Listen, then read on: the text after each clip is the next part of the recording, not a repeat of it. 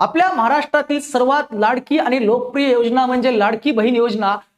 आपल्या महाराष्ट्रातली महिलांसाठी एकदम प्रसिद्ध असलेली योजना लाडकी बहीण योजना ही महाराष्ट्रातली आहे। त्याचप्रमाणे देशामधल्या इतर राज्यामध्ये कोणत्या कोणत्या लाडक्या बहिणीसाठी योजना आहेत त्या सर्व योजना आपल्याला या व्हिडिओमध्ये पाहायच्या आहेत। मग लक्षात घ्या, महाराष्ट्रामध्ये लाडकी बहीण योजना जिच्यामध्ये महिलांना 1500 रुपये दरमहा मिळतात। त्याच प्रकारे नवी दिल्लीमध्ये महिला समृद्धी योजना आहे, तिच्यामध्ये तिला 2500 रुपये प्रति महिना पैसे दिले जातात। त्याच प्रकारे मध्य प्रदेशमध्ये मुख्यमंत्री लाडली बहीण योजना जिला 1200 रुपये प्रति महिना दिले जातात। आता ही मुख्यमंत्री लाडली बहीण योजना जी मध्य प्रदेशमध्ये राबवली जायची हिचीच कॉपी महाराष्ट्राने केलेली आहे, पण त्यावेळेस तिला 1000 रुपये प्रति महिना मिळायची। आता तिची रक्कम वाढलेली आहे, ती की झालेली 1250 रुपये झालेली आहे।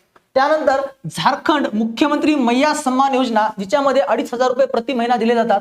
कर्नाटकमध्ये गृहलक्ष्मी योजना 2000 रुपये प्रति महिना दिले जातात। तमिळनाडूमध्ये कलैगनार मगलीर उरिमी तित्तम योजना आहे, महिलांसाठी 1000 रुपये प्रति महिना मिळतात। पश्चिम बंगालमध्ये लक्ष्मी भांडार योजना आहे, 1000 रुपये ओपनच्या महिलांना आणि एसटी आणि एसटीच्या महिलांना 1200 रुपये प्रति महिना दिले जातात।